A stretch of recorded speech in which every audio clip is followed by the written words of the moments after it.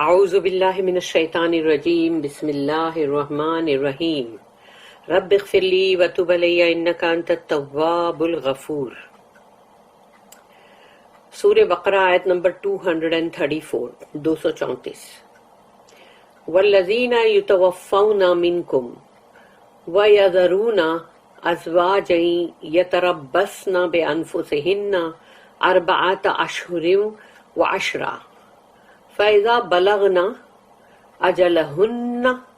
فَلَا جُنَاحَ عَلَيْكُمْ فِي مَا فَعَلْنَا فِي أَنفُسِهِنَّ بِالْمَعْرُوفِ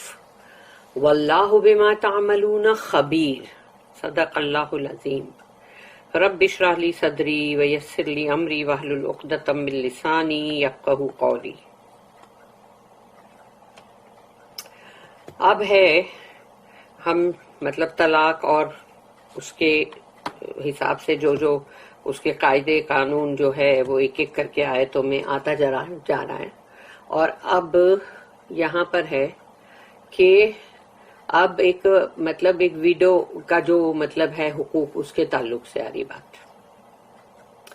والذین یتوفون منکم،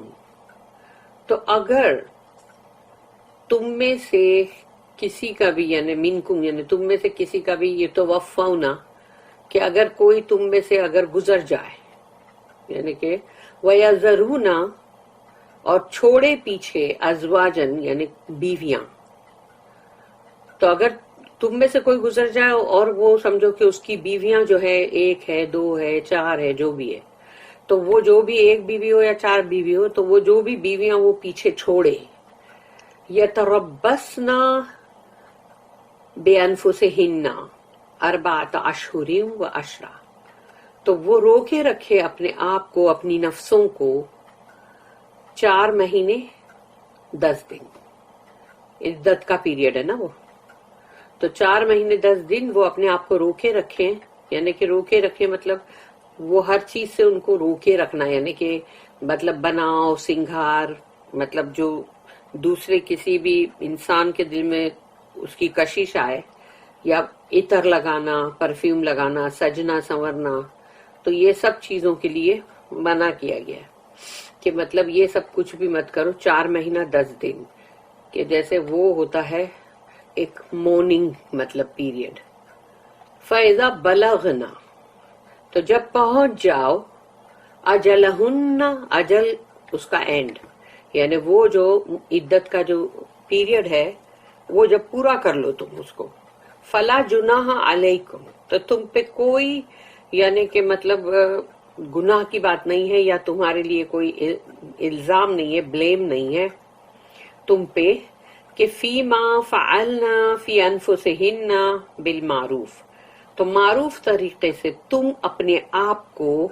یعنی کہ اس کے لیے بولا جائے گا کہ تم اپنے آپ کو دو نہیں، یعنی وہ جو اپنے آپ کو دینا کیسا ہے، یعنی بہت ہی باعزت طریقے کا دینا، یعنی کہ شادی، نکاح۔ تو یعنی اگر تم اپنا یعنی تمہارا نکاح پھر تم کہیں اور کرتی ہو، اگر عورتیں کے لیے بولا گیا ہے، تو وہ 4 مہینے 10 دن کے بعد تم کو اجازت ہے کہ تم اپنے بارے میں کوئی بھی فیصلہ کرو، اور پھر تم شادی کرو اور معروف طریقے سے کرو۔ واللہ بما تعملون خبیر، اور اللہ جو ہے وہ ہر بات کی خبر رکھتا جو بھی تم کرتے ہو۔ اس لیے کہ اکثر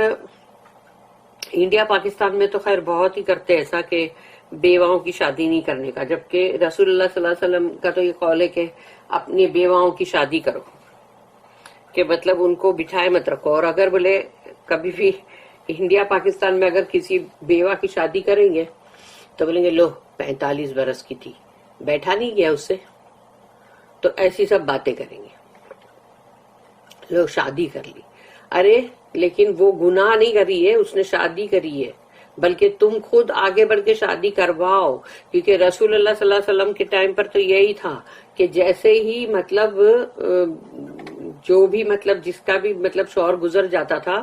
تو برابر وہ 4 مہینے 10 دن کے بعد فوراً جو بھی پیغام ان کو آتے تھے اور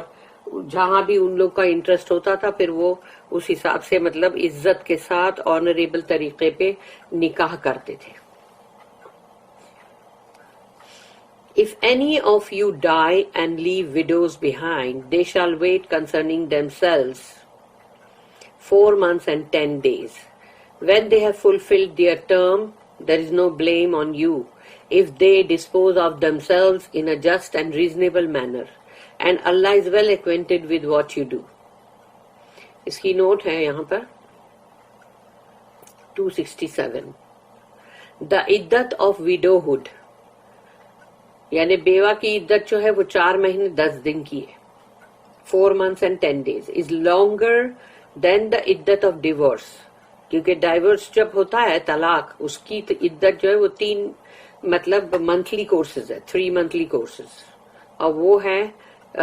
सूरह बकरा आयत नंबर 228 में. In the latter, the only consideration is to ascertain if there is any unborn issue of the marriage dissolved.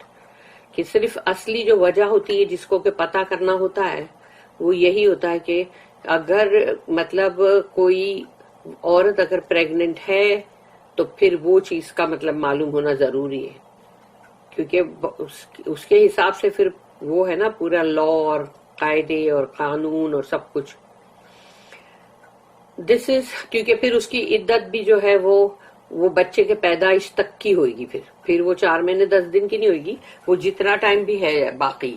यानी अब समझो किसी का मतलब पूरे 9 महीने या 8 महीने बाकी है तो वो 8 महीने की इद्दत होगी. किसी का 1 ही महीने के बाद डिलीवरी है तो वो 1 महीने की इद्दत होगी.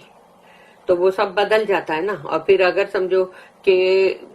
कोई वारिस अगर नहीं है समझो तो वो जो भी बच्चा है वो वारिस होएगा, और अगर समझो और वारिस हैं तो ये वारिस भी एक उसमें हिस्सेदार है बराबर का. तो इस तरह से बहुत सारे कायदे कानून है, तो वो चीज को क्लियर करना बहुत जरूरी है.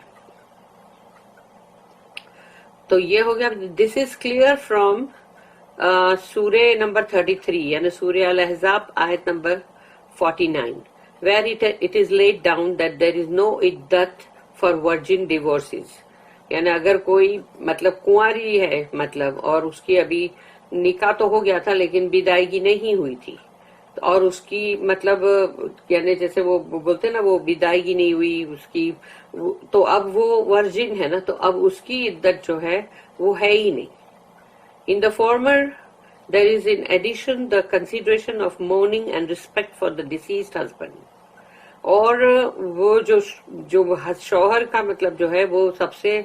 मतलब ज्यादा बोला गया है कि उसके लिए बहुत ही यानी वो जो मोर्निंग पीरियड जो है वो और रिस्पेक्ट भी करते हुए, इसीलिए उसको इतना रखा गया है. In either case if it is proved that there is unborn issue, there is of course no question of री marriage for the woman until it is born. और अगर ऐसा है कि वो औरत प्रेग्नेंट है तो फिर जब तक उसकी डिलीवरी नहीं हो जाती, बच्चा पैदा नहीं हो जाता, तब तक उसकी शादी का सवाल ही नहीं होता, क्योंकि इद्दत के बाद ही है ना शादी. तो वो इद्दत का पीरियड अब वो हो गया जो बच्चे की पैदाइश पर है. Meanwhile her maintenance on a reasonable scale is chargeable to the late husbands estate. और जो भी उस शौहर की जो भी जायदाद प्रॉपर्टी जो भी होगी उसी में से उस औरत का पूरा नान नफका जो है वो उसी में से दिया जाएगा.